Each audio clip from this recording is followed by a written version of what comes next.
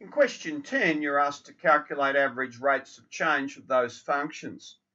In the first one, there'll be x is between -2 and 6. So what I'll do here, I need to put that function onto my calculator, and we'll see how we go there. So entering the function as shown, what I'm now going to do is to find the values of -2 and then of 6.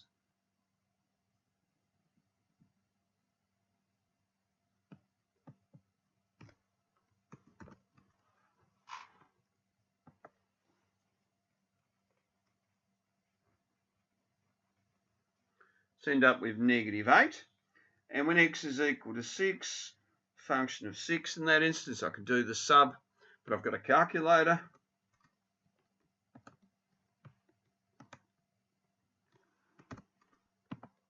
So what I might have to do there, I have to actually change my graph just a little bit there because I've actually made it a little bit smaller than I should have. So I'm just going to zoom out, and that might help me to find the figure there.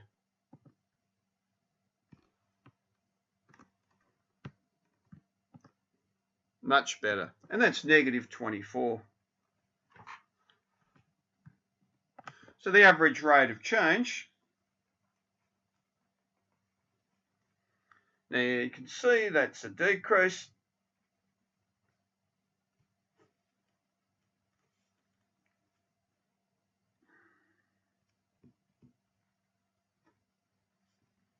Which is going to be -2 in that particular problem.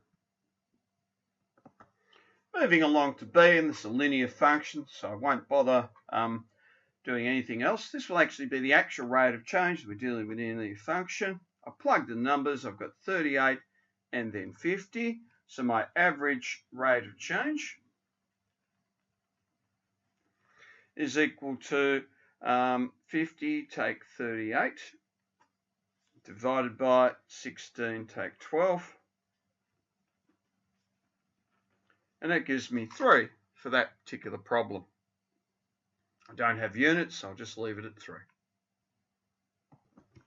In the next problem, you're asked to work out the average rate of change for this function, t squared plus 3t minus 1. Just to get a bit of an idea there, I've sketched the graph there. And I'll show you in a moment a very quick way where you can find the actual gradient of the function at a particular point. It might also pay to set up your calculator in that way.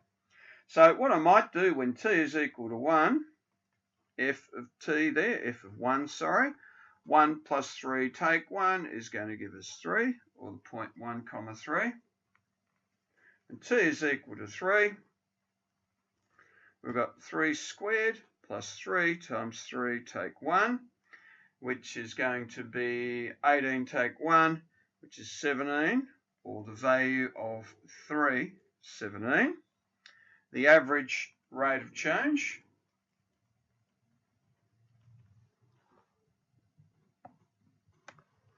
is going to equal 17 take 3, 3 take 1, 14 on 2, which is going to be 7. So a relatively easy one to work out in that instance.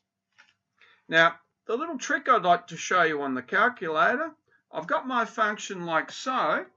If you go to settings and you go to graph format, select the derivative / slope. So that means by default, anytime you bring up a function that has a defined derivative at that point, then you'll be able to give that listed. So I'll press that set. And say, for example, I wanted to work out the scenario when x was equal to 2.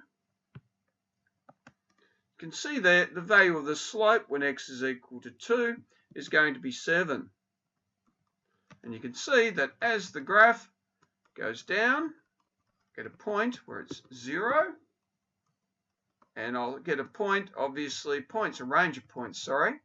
The graph's negative, so sloping down, you can see the value of the derivative change becomes closer and closer to 0, then hits the bottom and comes up becoming positive. A nice little setting on your calculator. So settings, graph format, and select the derivative slope.